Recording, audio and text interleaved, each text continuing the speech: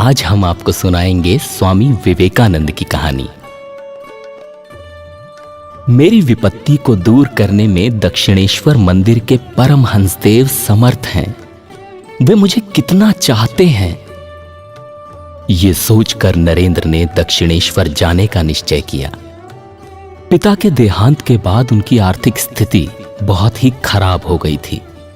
उन्होंने नौकरी पाने के लिए बहुत कोशिश की, लेकिन असफल रहे। दक्षिणेश्वर पहुंचकर युवक नरेंद्र ने परमहंसदेव से प्रार्थना की, आप मां काली के बहुत बड़े उपासक हैं। आप पर मां की अपार कृपा है। आप मेरी दरिद्रता का नाश कर सकते हैं, कर दीजिए ना। रामकृष्ण परमहंस मुस्कुराकर बोले, वत्स, मैं जानता हूं कि काली ने संसार में तुम्हें अपने कार्य के लिए भेजा है। तुम्हारे कंधे पर बहुत बड़े और अत्यंत पवित्र कार्य के संपादन का भार है। जब तक मेरा शरीर पृथ्वी पर है, तब तक तुम्हें इस बात की चिंता नहीं करनी चाहिए। नरेंद्र ने अपनी बात दोहराई, लेकिन मेरी दरिद्रता को दूर करने का प्रश्न अभी भी जस का तस है।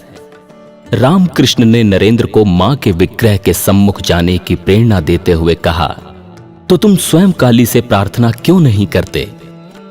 नरेंद्र मां काली के विग्रह के सामने पहुंचे और प्रार्थना करने लगे, जगदम्बा, मुझे भक्ति दो, अपने नाम के प्रचार की शक्ति दो, जिससे लोग आपका नाम स्मरण कर धन्य हो जाएं।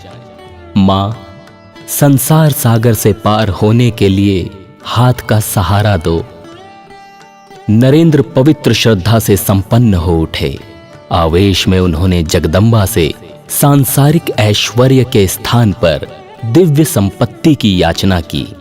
रामकृष्ण परमहंस ने फिर प्रार्थना करने के लिए कहा और नरेंद्र किसी अदृश्य शक्ति द्वारा मां के विग्रह के सामने खींच लिए गए। उन्होंने फिर से पहले की तरह ही याचना की। तीसरी बार मांगने गए तो भी ज्ञान और वैराग्य के लिए ही प्रार्थना की। महाराज, आपने मेरा परम कल्याण किया। मुझे मां की कृपा मिल गई। संसार का नश्वर वैभव नहीं चाहिए मुझे। नरेंद्र में भावी विवेकानंद के बीज अंकुरित हो उठे।